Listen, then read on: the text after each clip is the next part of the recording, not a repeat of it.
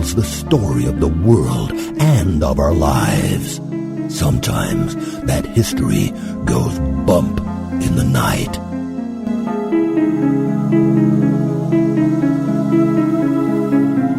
Broadcasting from the center of oddity and the supernatural in Central Florida, it's the History Goes Bump podcast.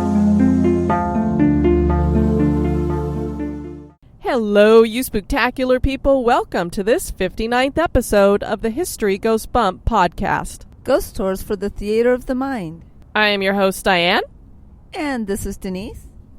And today we are bringing you Haunted Plymouth. And today's episode is going to be a little different than our typical episode because we are on the road again. Literally, we are driving down through Cape Cod today. But we wanted to bring you a little bit about Haunted Plymouth, where we spent yesterday. And Diane, I've heard that they will nail us as foreigners if we call it Cape Cod, so we're going to the Cape. Oh, that's right. I'm sorry. In our car. There's my Boston accent. So we're not going to have a moment in oddity on today's show or this day in history, since we are doing the road thing and it's a little bit more complicated. And we are sharing a microphone, so that'll be a little unique. And I'm driving, so just like our last road trip when Diane put a script in front of my face, I'm like, I can't really read at this moment. So I'll be sharing a lot of our history, and then we'll both be sharing our haunted tour that we did last night. But before we talk about that, want to make sure you guys check out our website at historygoesbump.com. It's got everything you could want to know about the show. Sign up for our newsletter. Donate to the show. You can shop at our Emporium. All that great stuff. And, Denise, if anybody wants to send us any feedback or get a hold of us, where can they do that? They're going to do that at historygoesbump@gmail.com. So before we got to Plymouth, we went to Boston. And we did the Ghost and Gravestones tour in Boston. And Denise, what did you think about that one? It was fun, but more on the theatrical side, which isn't my cup of tea. I have to agree. If you're going to Boston and that's the only ghost tour, it's good. I'd give it a 3 out of 5 stars.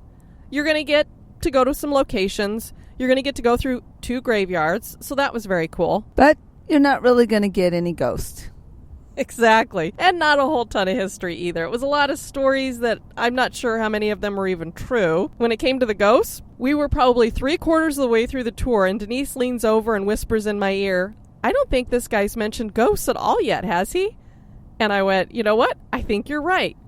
Even when we went to the last location of one of the Boston Strangler's supposed victims, because if you know the story about the Boston Strangler, you know that they might have gotten the wrong guy on that one, that it could have just been copycat killers, or it could have been multiple killers.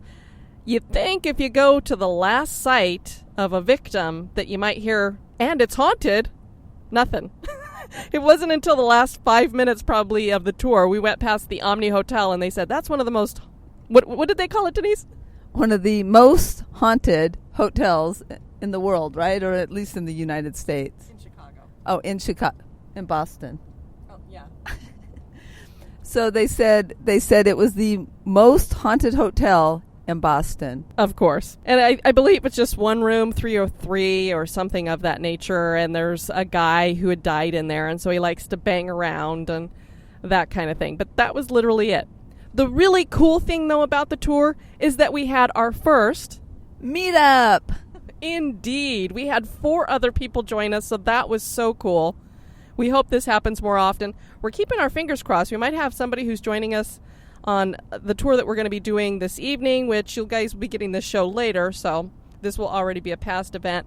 But we might have somebody meeting us for the Barnstable ghost tour that we're going to be doing this evening, so that would be very cool. We always invite you guys, if you want to come with us, please do so. It was kind of funny because this young lady had called me on the phone, and she was like, is this what I call for the ghost tour? And I was thinking, how did we end up on somebody's website for them to call about a ghost tour or something? There's my social girl. So let's say social media, very, very good at. Social, like somebody's actually talking to her, she freezes. Well, and unfortunately, we were in the middle of a cemetery walking around, so I wasn't really expecting to answer my phone. And I'm like, well, it's a Massachusetts number. That was kind of appropriate that we were in the middle of a cemetery when we get a call about ghosts. So that was kind of fun.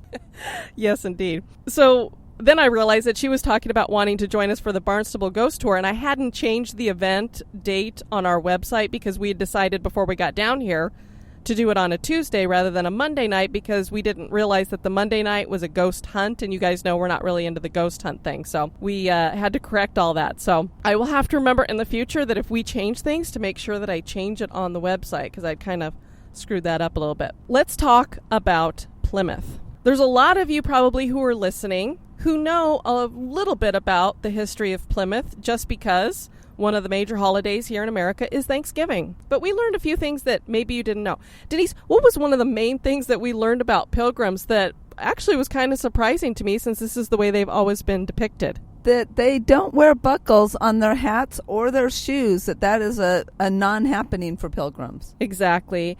And Denise, we did a walking tour in the morning, and then we got a little bit of history too when it came to the ghost tour that we did. What would you say your respect for the Pilgrims was like? Oh, it grew tenfold, because a lot of the things that people say we found out weren't true, and that they mixed the Pilgrims with the Puritans, and so a lot of the things about the Puritans have been given to the Pilgrims that are not part of the Pilgrim heritage. Exactly. And when you think about what these people went through to make the decision to go across the ocean, you don't know what's on the other side. You've got to build a settlement. You've got to grow your own food. You have these people that you've heard probably a little bit about because the French have been over here. There's been explorers over here. So you've heard about these Native Americans.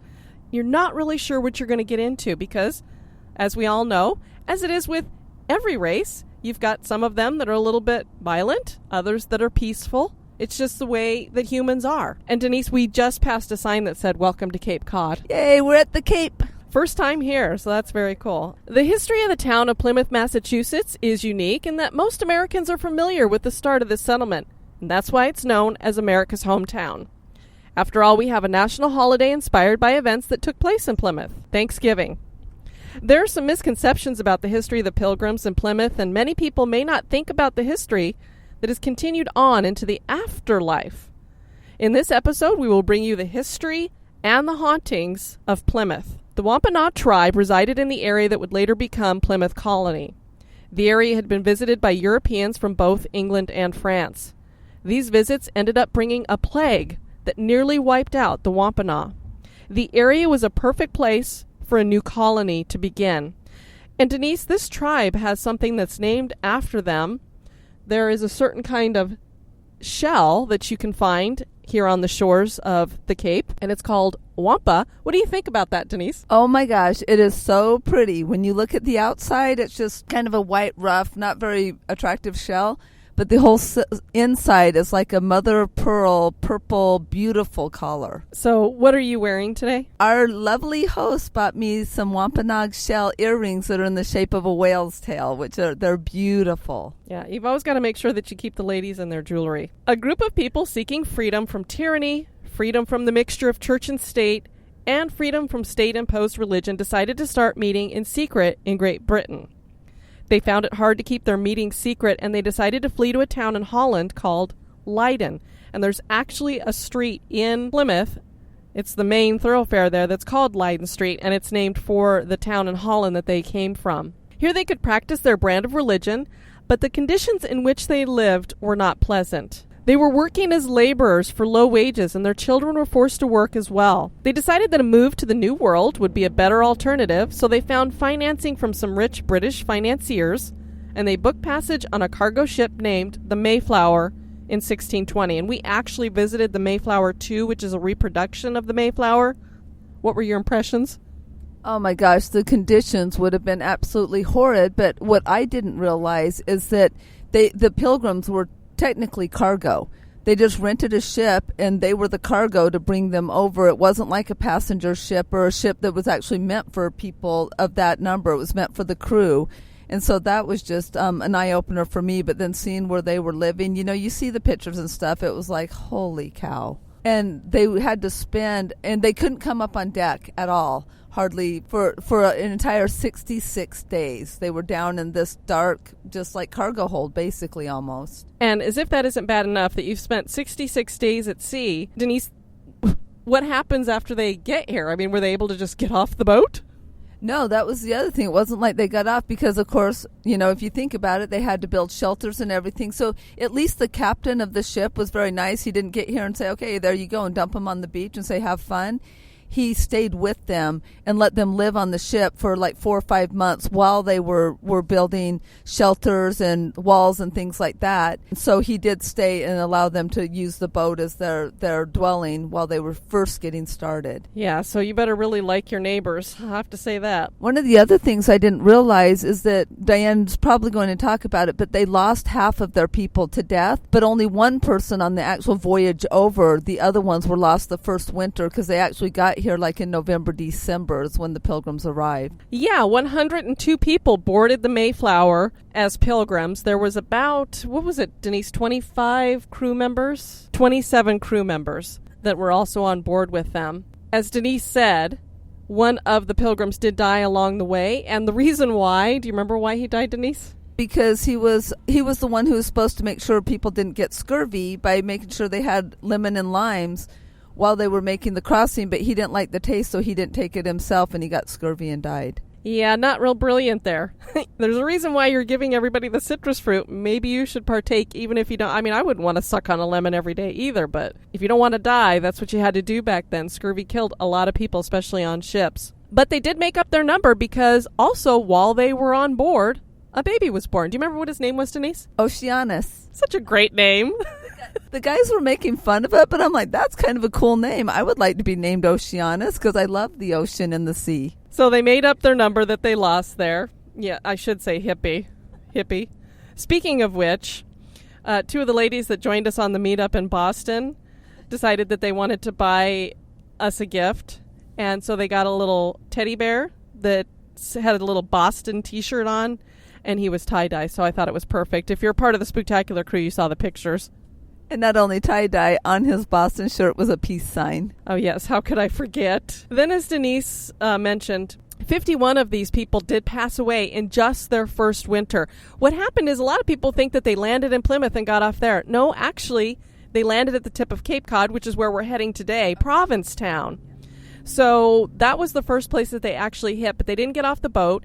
They explored for a little bit because they were trying to figure out where to go.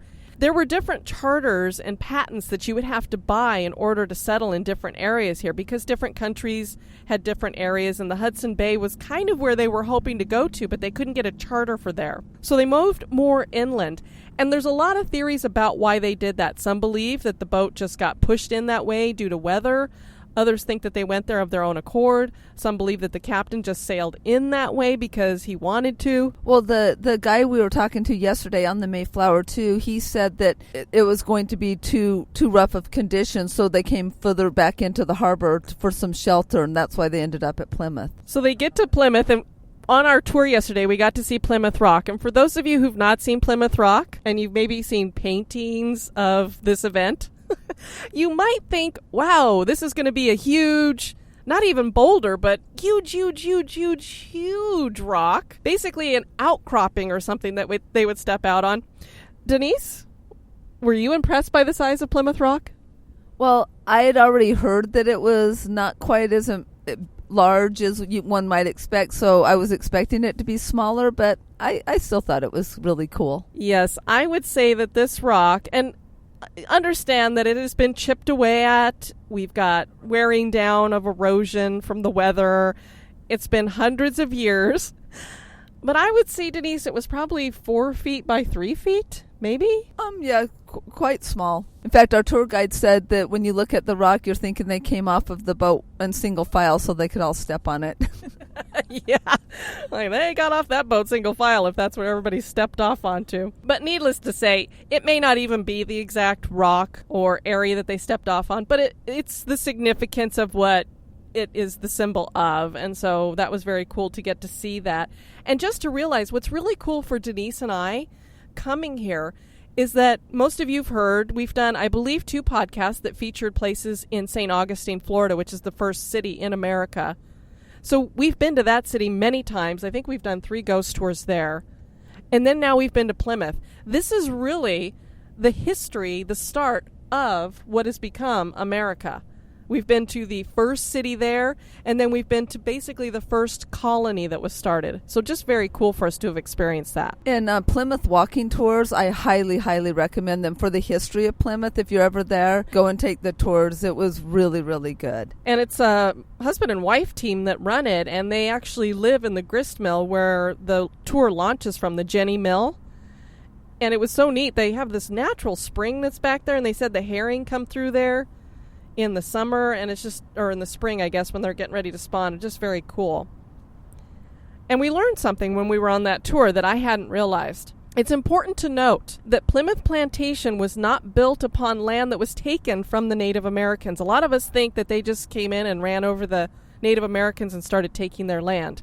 Not the Pilgrims. These were people that were very different than the Puritans. You make sure in your mind that you separate those two people. We have a few beliefs when it comes to the Puritans. When you think of the Pilgrims, these are people who didn't necessarily believe you had to go to church, that you had to follow these rigid customs. These were people who wanted freedom in their religion. They basically were spiritual people is the way I look at it. When you look at the Puritans, these were the hardcore. If you've ever read, we're in Nathaniel Hawthorne's backyard here when we're in Boston and such. If you think about it, when he wrote the Scarlet Letter, those were the Puritans.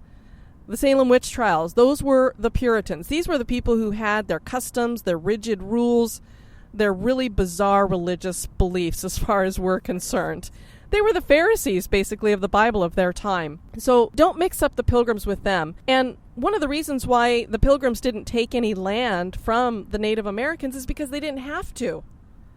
Remember that plague that we were talking about that the Wampanoag got that almost completely killed their entire tribe? Well, they left that land believing that it was cursed. Native Americans have their own legend and lore, so they thought there was something wrong with the land that their people got so sick. They didn't equate it to the fact that these Europeans had basically come over and given them things. So they didn't want the land. And the Pilgrims said, we're happy to take it, because the Wampanoag had been there for many years, so they'd left behind some of their cornfields. They'd left behind a lot of their settlement. So it was already an area that was ready for the Pilgrims to be there. Not to mention that there was a ton of fuel around. All those trees and old-growth forests. This was a perfect place for them. Well, and the thing that we really learned, too, is the Pilgrims literally lived side by side with the Wampanoag tribe when they came. The only thing that separated them was the river, which wasn't really a river. It's more like a creek going through there. But they could wade across to the other side, so they literally lived side by side with the Wampanoag tribe when they came. And also the Ponaket tribe, which we're going to talk about here in a bit. So when the Pilgrims first get to Plymouth, they notice that there's these mounds on the beach where hands look like they've patted them down. So they dig down to see what's going on there, and they come to find that the Pokanakets have buried corn there. Not only corn that you can eat, but also their seed corn, so that it could be planted. So they did take advantage of that. They did grab what was there because they would have starved without that. But the really cool thing is the Pilgrims, the following year when they got their crop to come in, they made sure that they paid back everything to the Pokanakets. They had a very good relationship with these people, and proof of that is the first Thanksgiving. So when you hear the story of the first Thanksgiving, it's the Pokanaket tribe that they had this with. You'll hear about Squanto, and Squanto was there. He was a part of the Wampanoag tribe. What happened to him is, and many people may not know this, Squanto was kidnapped by John Smith. And a lot of you probably know John Smith, the story of Pocahontas. When he came over, he kidnapped Squanto and took him back to Europe with him. This is why Squanto knew how to speak English. When he came back, he came to find that almost his entire tribe was gone. Can you imagine how devastating that would be, Denise? Oh, that would just be horrible. So when Squanto gets back, he's devastated because his entire tribe's gone, but he decides that he's going to go ahead and become friends with the Pilgrims. He does live with them in Plymouth Plantation, and he becomes a go-between between them and the Pokanaket tribe and interprets for them. The chief of the Pokanakets is Chief Massasoit, and he had been invited by the Pilgrims to come to a feast along with his immediate family. Denise, what was his interpretation of immediate family? Everybody, cousins, the whole tribe basically he brought with him. So he didn't quite get that whole immediate family part of the invitation. There was 99 braves that came with him. Now you can imagine the Pilgrims have just gotten their first harvest, which was not great because obviously they've lost half of their numbers. So they're going, oh my God, everything that we have stored up that we're going to have to keep for winter to get us through, we're going to be feeding it all to these people. The good part is, what did they bring with them when the natives came, Denise? Oh, they brought all kinds of meat. They brought venison. They brought like the turkey, the fowls, different things that they'd hunted and had. So they brought a lot of meat with them when they came. So there was so much, the Pilgrims were able to easily make it through that first winter, and they actually did very well after that. Now, Plymouth Colony was originally a commune-like settlement until Governor Bradford came on board, and he looked around, and what did he notice, Denise? Oh, that with this, that some people were working and some people weren't. This is the problem with socialism. I'm not going to get into the politics of it, but just understand that human nature is, hey, if I don't have to work and I get just as well rewarded as the next guy, why should I work hard? And proof positive is in Plymouth Colony, because that is why almost half their people died, because there were a few people that thought, I don't have to work the land. I don't have to work as hard as that guy. Plus, the guy who's working really hard is going, why is he getting as much as I do? I'm not going to work that hard. So it really came down to these people needed to be incentivized. So that's what Governor Bradford did. He said, no more communes. We're going to split up the land, and you're going to get land according to how many children you have, so how much space you're going to need. And you're going to have to farm your own land. And if you don't farm it and you don't grow anything, you don't eat. Now, granted, I'm sure they didn't let any of their people actually starve to death, but it worked, and it worked really well, and it was the start of the free market, which is basically what America is today. Also, the start of what we know as government here in America started with the Pilgrims as well. This is long before we had our American Revolution. These people, remember, already didn't want to be under tyranny. These people were all ready for an American Revolution before we even had a twinkling of it in our eyes. So what they did is they voted for their governors and also for their pastors. So if they didn't like you, you weren't going to have that job anymore. They really liked Governor Bradford, and he kept his job for 35 years. He was an excellent leader. He's the one who wrote the history of Plymouth so that we know what happened there. Just a wonderful, great man. They also decided at that time that they had to have some kind of a government set up, and many of you have probably heard of the Mayflower Compact, and that is where they signed an agreement that they would all do the work that they were going to do individually and all work towards a joint government together and just have it. Basically, it was the first form of a republic. It was a very good time for Plymouth Colony at this time, but it's going to begin to deteriorate, and the reason why is when you move in more of a population, that's what happens. And so we had more and more people who were coming over. Within a short amount of time, at least 20,000 people had come across and were starting to move into the area. And because of this, there was a lot of encroachment onto the Native Americans' lands there, and the disputes that resulted from that all culminated in the King Philip's War in 1675. Well, and the other thing we had going on is that you had the bond between the original leaders of both, the tribe and the Pilgrims. They had a very strong bond, and they had the longest running peace treaty between them ever. But as more people moved in and they got older, it was the descendants, the sons of both of those men that were the ones that went to war. Yeah, I'm going to detail that in just a minute. The King Philip's War was the last effort by several native tribes to try to drive out European settlers, and it was led by the chief of the Pokanockets. It lasted for a little over a year. Thousands died during this war and only ended when King Philip was killed by a colonist.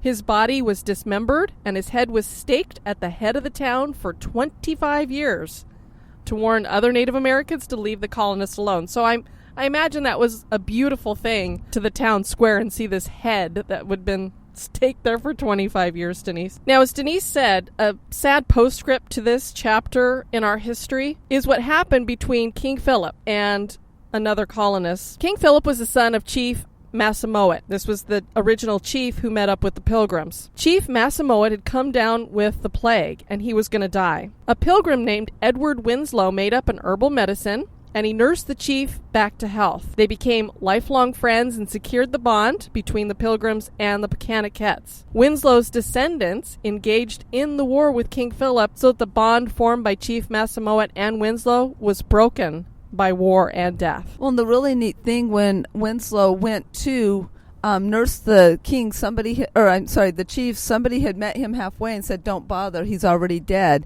And he still made the journey anyway and found him very, very close to death, but he wasn't all the way dead. So if he would have given up and just said, oh, he's gone and gone back, he would have never been able to nurse him to health. I thought that was kind of cool that he kept going. That's basically the heart of the history of Plymouth. Of course, other things have happened through time. It's become a shipping and a fishing port. Its main form of the economy now is obviously tourism. Well, and the other thing we found out is whatever your trade was before you came here was not your trade when you got here. Everybody was a farmer.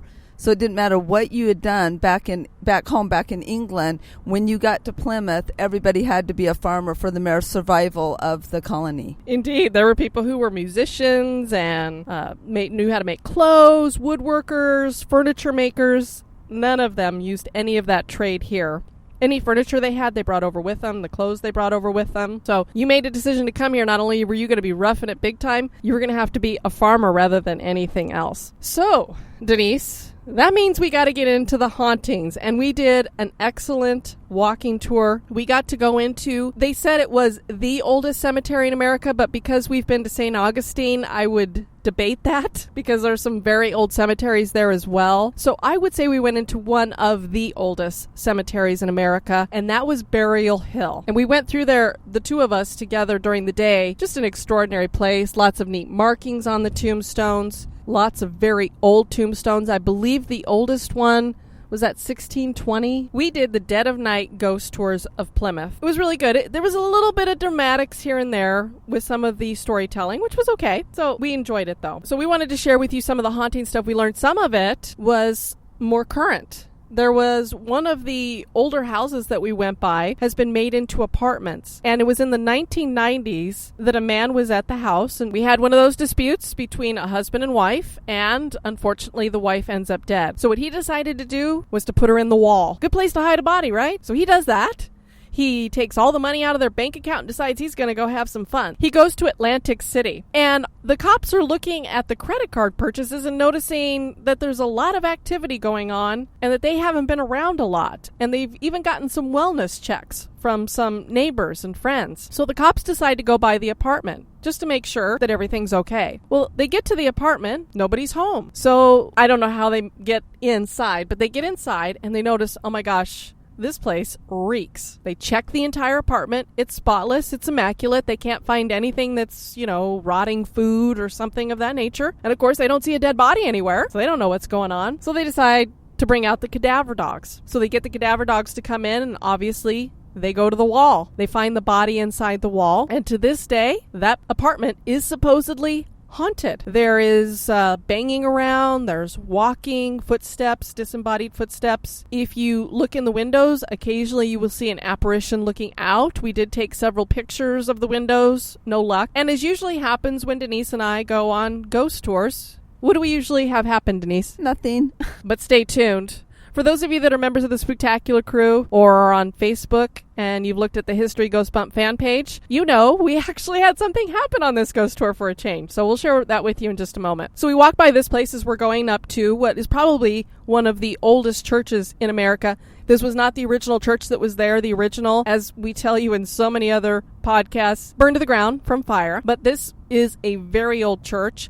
The bell that's in the bell tower, Denise, who made that? Paul Revere. And it's the original bell. So even though the church did burn down, the original bell is still up in the tower. And the interesting thing, just on a little government note, is that here in America, we have a separation of church and state, and it all kind of started with this church because the bell tower had to be rung by somebody who was a part of the local government or business, and the church, of course, was run by the pastor. Neither one of those people were allowed to have keys to each other's places, so the pastor couldn't get into the bell tower, and the politician or business owner couldn't get into the church. So we had separation of church and state right there with that church, and so that was a neat little thing that we learned yesterday. Right behind this church is Burial Hill Cemetery. In this cemetery, they get a ton of activity, all kinds. In the middle of the cemetery, they have a tree that's called the hanging tree, and this is where they would hang people because originally on Burial Hill was the original fort that was meant to protect Plymouth, and they had cannons there that could shoot up to 1.5 miles into the bay there. So around this tree, they do see apparitions. The tour that we were on, she showed us a couple pictures they'd gotten, and in one of those pictures, What was there, Denise? Our Lady in White. Yes, indeed. There was a lady in white in this picture. It looked like a ghostly image. It could have been. Actually, going back to the church, they had a picture that a child, an 8-year-old, had taken in front of the church. And there was a caretaker who had taken care of the church. He was about 83 when he passed away. And they think he was in this picture. It was one of the most convincing pictures I have ever seen. It was a ghostly-looking apparition, full-bodied, and kind of a glowing white. Don't know how it could have been doctored that way, of course. Since we didn't take the picture, it could have been, but it was pretty convincing. Absolutely, and that was the thing that she would always, after people took pictures, she would ask, did anybody get anything? Because if you did, she wanted it emailed straight to her. So more like right then and there, rather than having you go home and then email it. And I think it was to keep that possibility of sending doctored pictures in. Exactly. And she would debunk them right away when she was looking at them. And she debunked everything that, we had some young people who every picture they took, oh, look, and, that kind of thing. Or there was an orb or something that you could debunk. There's lots of bugs. They have, I guess, our version of June bugs. They were much smaller because I saw one last night. They're not as big as they grow them in Florida. They call them Japanese beetles up here. And there's a lot of those flying around. So if you get a picture of those, you're going to get some kind of orb activity or streaking going on. So she debunked a lot of that. But I liked that she was like, if she looked at the picture, she wanted you to text it to her right then because she wanted to make sure there was no possibility for any kind of doctoring. So I trusted their pictures a little bit more, again, with a grain of salt. So that was very cool. But they had a picture of this lady in white. It was in front of this gravestone. And they'd never seen this apparition before when they'd gotten it on this ghost tour. So she decided to do some investigation. She looked at the gravestone that the figure had appeared in front of, and they came to find it was a lady who was getting ready for her wedding, and when she went to step up into the carriage, her foot slipped, and I think the hot wax, was that the one with the hot wax that made the horses go? But anyway, the horses took off, and her foot was caught, so she was dragged behind the horses down the cobblestone street. So, of course, cobblestone, she just got beat to death. And so that's why she's a lady in white, because she's wearing her wedding dress. There was a ship, and it went down in Cape Cod. Did it go down in the bay? There was a ship that was called the General Arnold, and the men of Plymouth had been aboard this, and for some reason it got shipwrecked and the men went into the sea. Here we are up north, so you can imagine what happens if you go into the sea. These men froze to death. Well, they managed to fish their bodies out of the water, and they decided to put them into a mass grave together because there were so many of them. So we went to their memorial that they've built for these men. Do you remember, Denise, how many were in there? Yeah, we're not sure how many were buried there. There was quite a few. And of course, this area is part of the area that's one of the most haunted as well. People see some full-bodied sailors, orbs, that kind of thing. And also, we didn't see any last night, but the tour guide said that a lot of times shadow figures will follow them in that graveyard too. Especially in that area, that tends to be one of the most active areas of the graveyard. And one of those figures, Denise, that she had mentioned that I was like, I hope to God we don't see that, was a figure that wears a black cloak. I was like, no, thank you. We didn't have anything happen while we were in the cemetery at all. So you'll only play a figure in a black cloak and scare the bejesus out of the children that come to our house on Halloween, but you don't want to see one? It's okay if I'm the figure in the black cloak. No problem with that. But if there is one else around, no.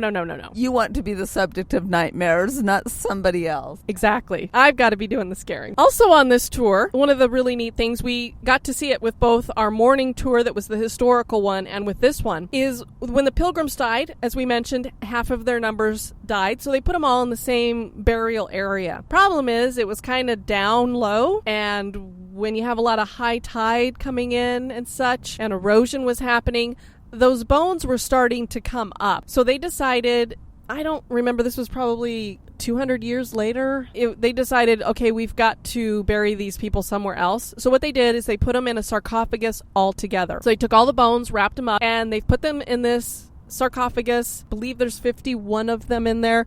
They have the names on the outside, and it's up on the hill that overlooks Plymouth Rock. So it's very cool. It's like they're overlooking where they came in. Well, this is the scene of a Native American girl, a little one, and she showed us several pictures that they've taken on ghost tours. Again, these are some pretty convincing pictures of what looks like a full-body little girl. And on one of the stories, do you remember, Denise, with the father who was there with his daughter, taking a picture in front of the sarcophagus? What happened? So there's this father, he's standing in front of it with his daughter, and she's a little bit away from him so that you can kind of see between them. And he's got his arm up, and he's like, will you stop elbowing me? And she's like, I'm not elbowing you, Dad. Well, Well, when they get the picture developed, she's just standing there like she's supposed to be. You can see that he kind of has his arm up like, what is poking me? And there is the little Native American girl between the two of them. And it looks like she's kind of jabbing him in the ribs. So she needed more room between them, as Denise just said.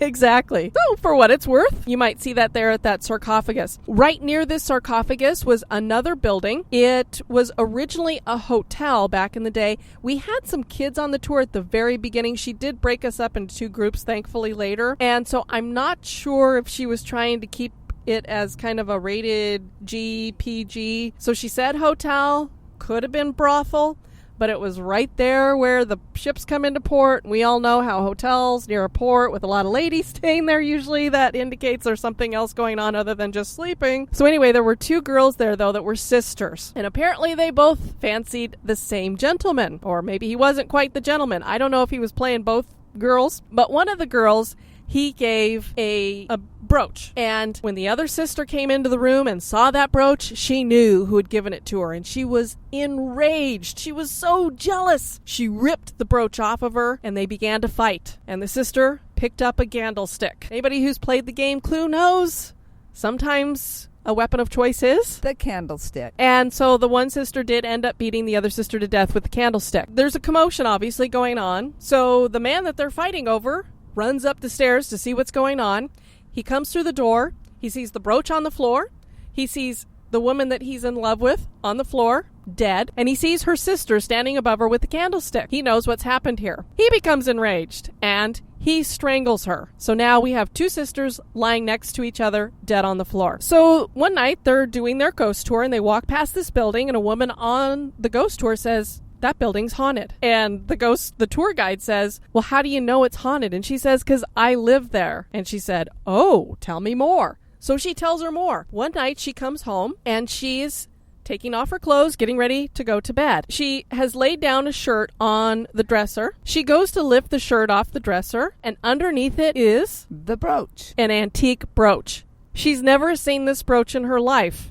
She has no idea how it's gotten there. She goes around and asks other people in the building, is this yours? She has no idea how it gets there. She goes and checks all the windows and the doors because obviously you're going to start panicking thinking somebody's been in your home. Everything's locked up tight. And then the noises start and the banging and the disembodied footsteps. Then one night, she's laying in bed. She's watching TV like most of us do, and she hears female voices, and they're coming from the front of the house. So she's like, what in the world is going on? So she decides to go investigate. Is it some neighbors getting rather rowdy? She goes out into the front room. The arguing immediately stops. And there's nobody there, of course. She's home alone. So she's a little bit weirded out. Goes back into her bedroom, turns off the TV, lays down. Hears the voices again. She goes back out into the front room.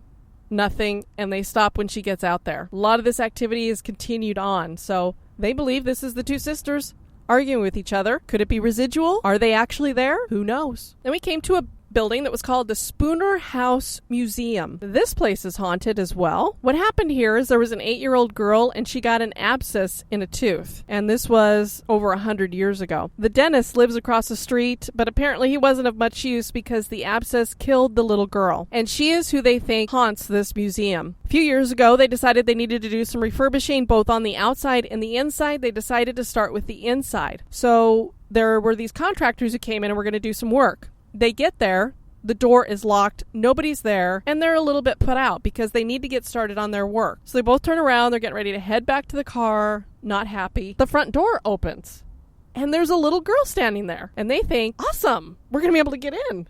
This is great. I don't know why she didn't answer the door before when we were knocking, but hey. So I said, hey, can we come in? She doesn't say anything to him. She just turns and walks towards the back of the house. So they're like, okay. Whatever. They grab their stuff, they come in, they start working. They've been working for a couple hours when their boss comes in and says, hey, you guys are doing some great work here, but how did you get in? And they said, well, the little girl let us in. She opened up the door. And their boss is looking at him and says, what do you mean, little girl? And they said, there's a little girl here. He said, well, there's not supposed to be anybody here. They go downstairs, they look everywhere for this little girl. Don't see her anywhere. They get a little bit weirded out. Then they hear about the fact that this is a ghost of a little girl. and that she's been seeing a lot. Those contractors grabbed their tools and they took off and never came back. So it took them a little while to get the work done because then they had to find some other people who would complete it. They decided, let's do the outside first, then we'll start working on the inside again. And they did finally get the refurbishment done. But there you had it. And now, for the final part of our hauntings, we'll tell you about what happened to us. Now, part of this tour was that we got to go into 2 different homes. One of them was the home of Charles Taylor, and the other was Captain Nathaniel, and I cannot remember his last name. I think it was Troxler, but I'm not for sure. But we definitely know his first name is Nathaniel and that he was a captain. We went into Charles Taylor's home second, and I'll tell you about that because nothing happened in there. This place is supposed to be rockin' and rollin'. This is where the tour has their little curiosity shop, and there's a music store right next to it. There is a bedroom upstairs where you can stay overnight. There's a chair there that is his chair.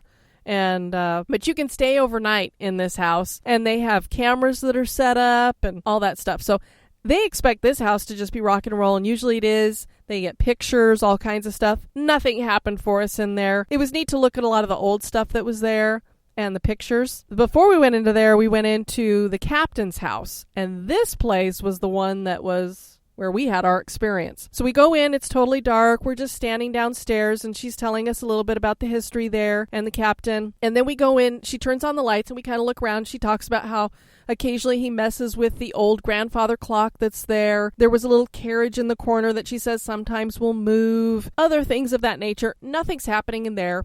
We go into the next room, and there's this chandelier above it, and she tells us that the chandelier used to be in the other room, and that they'd moved it in here because one night they were having a meeting in there, something started tinkling, it had these little crystal things that hung down from it, and something had moved them, so they were all kind of clanking together. And as if that wasn't bad enough, the screws start coming out of the ceiling, and here comes the chandelier slamming down on the table.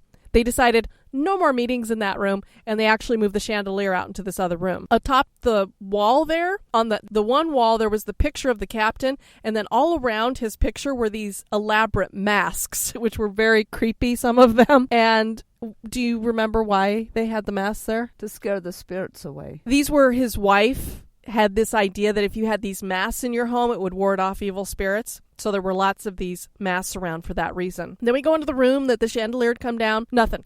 We go upstairs and we go into the rooms that are up there and nothing's happening. And in the one room, this is another room where you could stay overnight. It was originally the birthing room. And this room was mainly for people who were staying at the Charles Taylor house. If that was too much for them, they could come over to this house and then they could stay in that room, which had originally been the birthing room. Well, we're standing in this room, and the tour guide is telling us different stories of experiences that they've had over in the Charles Taylor house and in this house.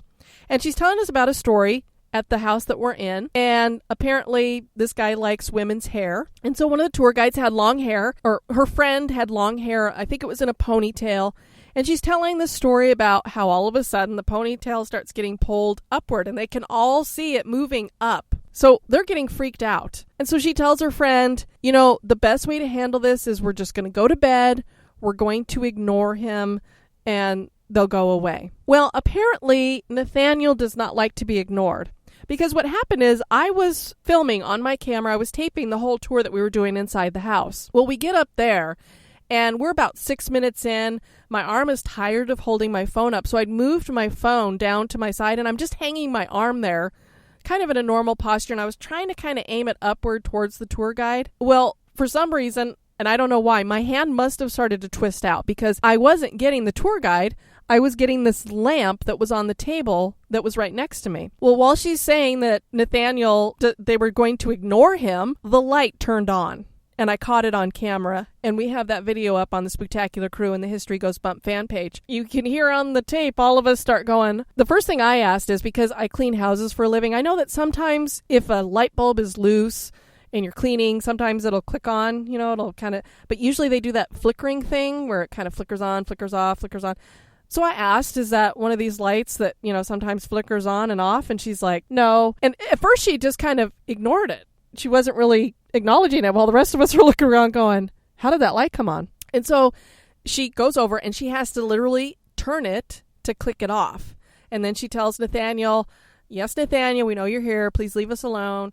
And then she goes back to finishing her story. Well, while she's starting to do her story, Denise and I are like, well, we're going to debunk this thing because nothing has ever happened before. So this would be a first. So we're like, Denise goes, is there somebody like pushing on a light switch over there or something? Because we had a couple people in the doorway. And the young man, you could just see the look on his face. He was in total shock because he was standing right in front of the light. And he looks over and he's like, no, there's no light switch here. I had a light switch next to me, so I flicked it up and down just to make sure. And I knew I hadn't pushed against it, but I just wanted to verify. And that did not control that light because it didn't come on when I was flipping the switch. I don't know what it went to. So we don't know. But that light came on. We caught it on video. And while we did have the toddler when we went to Ripley's Auditorium do the coughing and everything, and that seemed to us like an experience, this one to us was no doubt. This was some kind of an experience we can't explain. Well, and the other thing is the entire night, the tour guides were trying to get something to happen. And the fact that this wasn't like, I don't know, it didn't seem staged because there were so many times there was things staged throughout the entire tour where people were sitting in the captain's chair, going up where other things had happened, putting bait out there basically for the spirits. And so they were trying to find, so if this had been a staged thing, I think it would have been in one of the places where they were trying to stage it. Indeed, Denise, because that's one of the stories that I forgot about Burial Hill Cemetery. There's a young lady there who's watching for her man to come home, and she had died of a broken heart, waiting for him to come back. He died at sea. And so sometimes they can get her to come if they have guys that go up on the stairs at the cemetery. And so we had 3 guys in our group that went up there, and she likes guys with beards in particular. So we had a couple with beards that we put up there. So we were trying all night to have something happen, to try to get pictures. So there was nothing that we were getting when we were trying. This was just nonchalant standing around while she's telling a story, and bam. So to us, it seemed pretty legitimate. Plus, they had broken us down. At this point, we had been broken down into the 4th group that we were in. They were trying to get them as small as they could for us to go in the house. And this woman was just kind of she seemed like a helper. I think she works at the store occasionally. So she wasn't even necessarily a legitimate tour guide with them. It was just somebody who is a friend who helps out. And so to us, it didn't seem like something that they had like staged to have happen. And she seemed just as surprised. And she does say on the tape later on, that's never happened with that light before. And Denise, she just whispered to me, we need to talk about tempting the spirits. You guys know how we feel about Ouija boards. Do you want to tell a little bit about what happened in I think this was in Charles Taylor's house. So we go over to the house, and they're telling the stories. They're saying this is going to be rocking and rolling. We see nothing. Diane actually tempted the spirits by sitting in his chair. But so we're just going through. Well, we get into the one room, and they still like to share other stories that happen if nothing happens. So she was talking about that they'd had this orb that was bouncing back and forth in the one room, and then it stopped, and then when they went in, it was doing it again, but then it went past them, and when it went past them, there was like this growl that was coming from it, and so it was not a very nice experience or a nice feeling or energy, so they fled from the house. Even the ghost hunter people fled. They all left the house. Well, come to find out, just prior to that, there had been some people, well, she told us that story first, then she was talking about some people that had come and they had a Ouija board and were tempting the spirits and yelling at them and taunting them. And so I asked her, I said, wait, did that happen before or after you had the malevolent spirit in here? And she goes, oh, that was before. So people took a Ouija board, they taunted the spirits, and then there was something bad, like they opened a portal. So again, I say, never tempt the spirit. And wasn't there a well in that house too that they'd filled in that they thought might be an opening because they were getting a lot of weird stuff down there, and so they decided to fill in the well? So with the rich history and the old times of Plymouth, could this be just stories, residual energy, some things that are just an active imagination, or is Plymouth haunted? That is for you to decide. We want to thank you guys for joining us. I have been your host, Diane. And this has been Denise. You take care now. Bye-bye. Check out the website at historygoesbump.com.